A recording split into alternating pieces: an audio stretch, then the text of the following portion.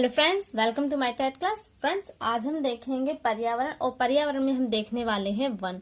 तो एक बार आपका सिलेबस भी देख लेते हैं। ये देखिए आपका सिलेबस है।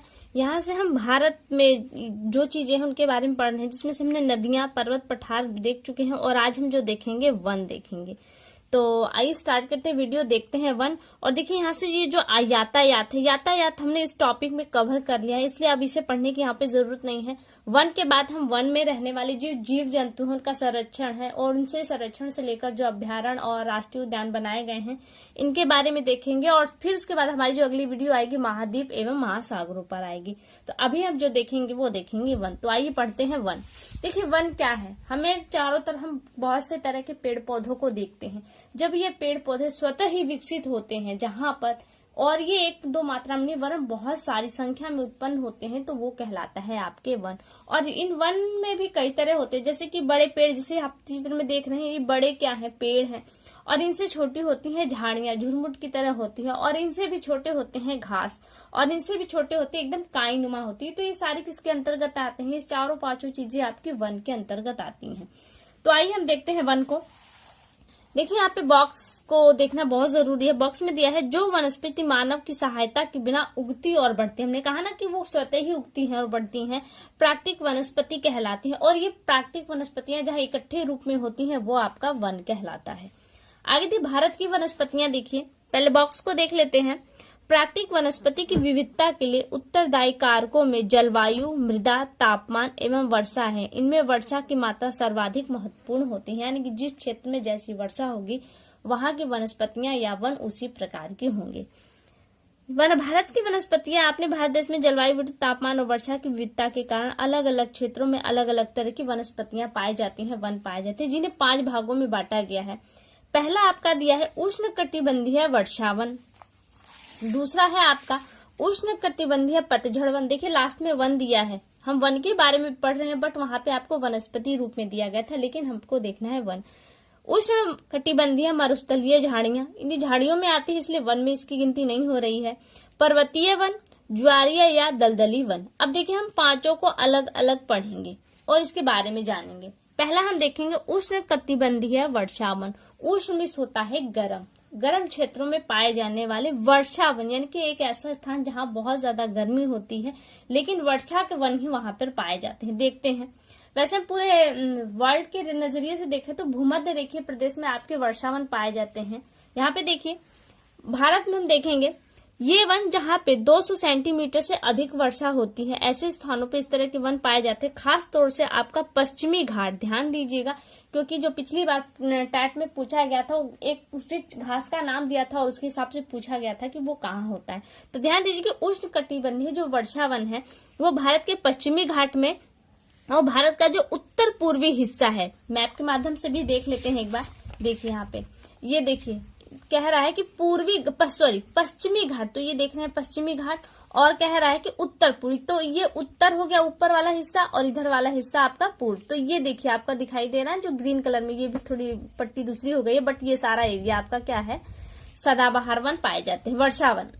और यहाँ पे देखें ये वन इतने घने होते हैं, इतने ऊंचे होते हैं कि इनमें जो सूर्य का प्रकाश है वो जमीन तलहटी तक नहीं पहुंच पाता। और देखिए इन्हें सदाबहार वन भी कहा जाता है। क्यों कहा जाता है? क्योंकि यहाँ पे जो इनके वृक्ष के पत्ते होते हैं, जैसे हम लोग अपने क्षेत्र में देखें तो सारे वृक्ष लगभग एक ही सीजन में पत्ते गिराते हैं और इसी कारणों से पतझड़ कहा जाता है उस सीजन को। लेकिन यहाँ पे जो सदाबहार वन होते हैं, इनके जो पेड़ हैं वो अलग अलग टाइम में अपनी पत्तियां गिराती है। तो परिणाम स्वरूप होता है क्या है कि ये वन आपको सदा हरे भरे दिखाई देंगे, जिसके कारण इन्हें सदाबहार वन भी कहा जाता है। और इन वनों में वृक्ष कौन से पाए जाते हैं? आपके महोगनी, एबोनी, रबड़, रोडवुड आदि ऐसे आपके वृक्ष आपके सदाबहार वनों में पाए जाते हैं। अब देखिए यहाँ से हमने एक कंप्लीट कर लिया। दूसरा है उष्ण कटिबंधीय पतझड़ वन। उष्ण कटिबंधीय यानी कि गर्म क्षेत्र में अब आपको पतझड़ वाले वनों के बारे में पढ़ना है। देखते हैं हम इधर, ये समांतर 100 से 200 सेंटीमीटर के बीच जहां वर्षा होती है वहां पर इस तरह के वन पाए जाते हैं। ये वन हिमालय की शिवालिक श्रेणी से लेकर पश्चिमी घाट के पूर्वी ढालों तक फैले हैं। मैप में देख लेते हैं, कह रहा है कि शिवालिक श्रेणी, तो आपकी देखिए पूरा हिमालय वाला अच्छे शिवालिक श्रेणियों की जो सबसे अंतिम श्रेणी कौन सी है वो शिवालिक श्रेणी है। तो यहाँ से आप देख सकते जितनी ग्रीन अब ये लाइट ग्रीन देख रहे हैं वो सारा क्या है आपका पतझड़ वाले वन है, और ये एकदम यहाँ तक आता है। आप देख रहे हैं ये जो ग्रीन पट्टी है ये सारे आपके पतझड़ वाले वन है। कह रहा है यहाँ पे ये वन कम घने होते हैं और वर्षा के एक निश्चित समय में कब ग्रीष्म ऋतु में अपनी पत्तियां गिरा देते हैं, इसलिए इन वनों को मानसूनी वन कहा जाता है, क्योंकि एक विशेष मानसून में अपनी पत्तियों को गिराते हैं और यही कारण है कि उस वक्त हम क्या कहते हैं, उसे पतझड़ कहते हैं।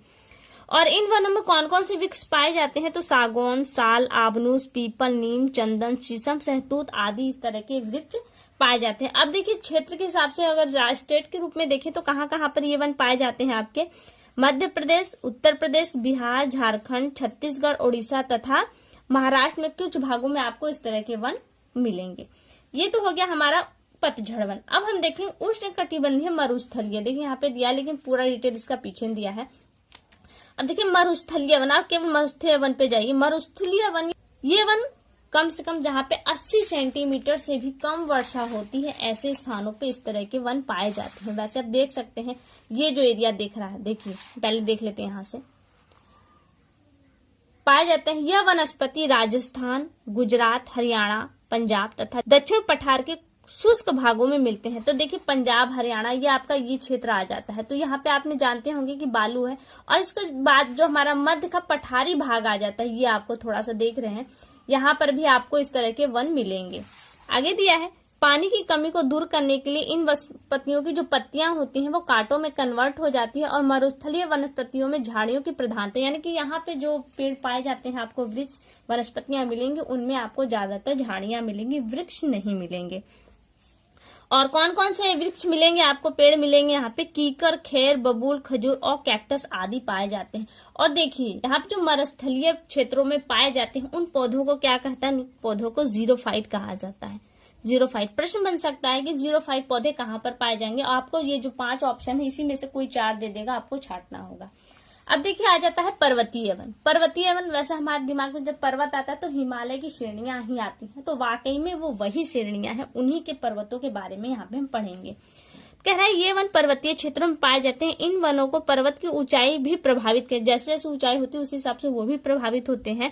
और यहाँ पे जो उष्ण कटिबंधीय पतझड़ वनों से लेकर उपोष्ण कटिबंधीय सदाबहार शंकुआकारी पर्वतीय वन भी पाए जाते हैं। तो ये देखो जो ये पीली बेल्ट आप देख रहे हैं ना, यहाँ पे आपका नेपाल भूटान आ जाता है, इसलिए ये बेल्ट आपको कटी सी दिखाई देगी, लेकिन ये पूरी बेल्ट आपकी क्या है, पर्वत वाली है, और यहाँ पे आपको पर्वतीय वन मिलेंगे। और यहीं पे देख सकते हैं जब देखिए कोई क्षेत्र का एक अलग नहीं होता, तो यहाँ पे आप पतझड़ वाले वन और यहाँ पर्वतीय वन यहाँ पे आके एक हो जाते हैं। तो ऐसे कंडीशन में यहाँ पे दोनों तरह के वन पाए जाते हैं।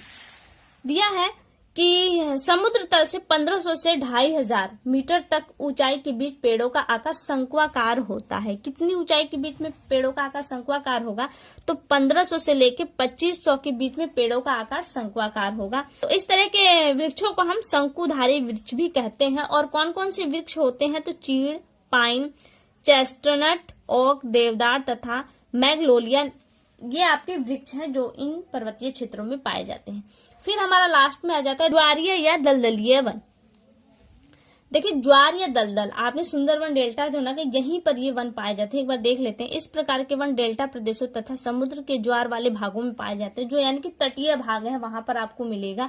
ये वन खारे पानी में भी रह सकते हो, कि समुद्र के तटीय क्षेत्र में है, ज्वार में है, तो जायज सी बात है खारे पानी में भी रहने की क्षमता इनके अंदर होती है। और ये मुख्य रूप से पश्चिम बंगाल, अंडमान निकोबार द्वीप समूह में पाए जाते हैं। तो आप देख सकते हो जो ये दिया है आपका, ये पिंक कलर में दिखा है ये वाला इतना, और यहाँ पे ये आपके इस तरह के वन पाए जाते हैं। कौन से हैं आपके, ये ज्वारीय या दलदली, क्योंकि दलदल होती है गाद इकट्ठा होने की वजह से नदियों से ये दलदली हो जाती है, जिसके कारण यहाँ पे दलदली वन या ज्वारीय वन पाए जाते हैं। तो ये जगह जगह आप छोटा छोटा देख रहे हैं, तो ये आपके क्या है, ज्वारीय वन है, कहाँ पाए जाते हैं हम देख रहे हैं। अब होता है कि इनमें सबसे महत्वपूर्ण गंगा नदी का डेल्टा, वो गंगा नदी का डेल्टा यहीं पे बनता है हमारा, तो यही है हमारा। यहाँ विशेष रूप से सुंदरी नाम के वृक्ष पाए, यानी जो पेड़ पाया जाता है वो सुंदरी है, और इसी सुंदरी वृक्ष होने के कारण ही इस डेल्टा, इस वन को सुंदरवन भी कहा जाता है, और इस वन को मैंग्रोव वन भी कहा जाता है। वैसे कि आप देख रहे होंगे यहाँ पे पूरा डिटेल। अब देखिए हमने यहाँ पे वनों के बारे में तो देख लिया, अब वनों को देख लें और उसके अलावा हमें वन्य पशु छूट जाए तो ये तो सरासर बेवकूफी होगी। तो इससे रिलेटेड हमारी अगली वीडियो होगी। तो फिलहाल के लिए केवल इतना, अगली वीडियो में आपसे फिर मुलाकात होगी, तब तक के लिए नमस्कार।